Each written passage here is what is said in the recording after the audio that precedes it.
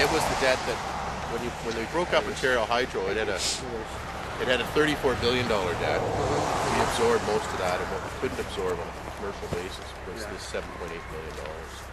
So we set up this. It's just a storefront, OEFC, Ontario Electricity Financial Corp, to service that debt. And we added in May of 2002. We took a lot of flack for it. That $5 to $7 a month that people pay, up to $84 a year, to service that old debt, which goes back to Darlington. That's really where it came from. So it's out of the Peterson era, but we decided to make transparent, put it on the bill, and as of now, they've already collected 7.8. But he just announced that he's extending that 6 more years from the date it should have been paid off.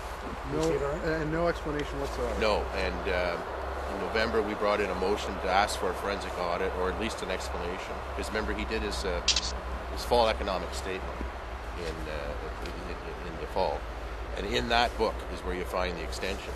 So there was no announcement. So he's going to ask families to pay another $1 billion.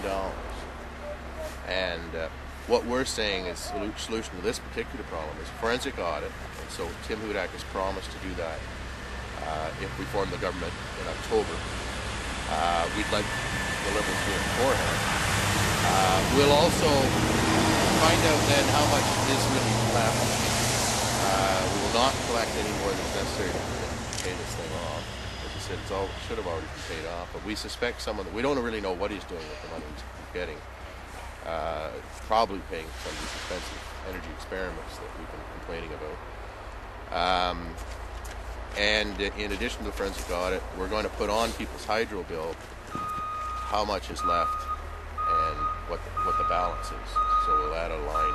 Hopefully it'll be paid off, but it doesn't look like it. He's got plans. So you're calling for forensic audit and more transparency. Yeah. Put it on the bill, how much is there, and when you're going to pay it off, and how much is going towards that debt. Yeah, because right now, when you look at your bill, that line, it's like getting a credit card bill that asks you to pay a certain amount every month, but never tells you what your balance is.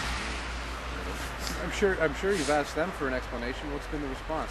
No response. None. Absolute silence. No, and they go on and talk about the Green Energy Act and stuff that they're now being criticized for.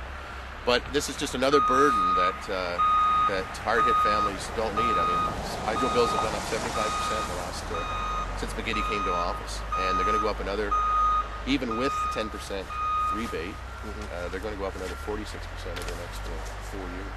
Do you get a lot of calls from constituents about this? Yeah, it's the number one issue. Yeah, and I think the Canadian Federation of Independent Business just did a survey of 3,400 businesses in the province. This is by far their number one issue.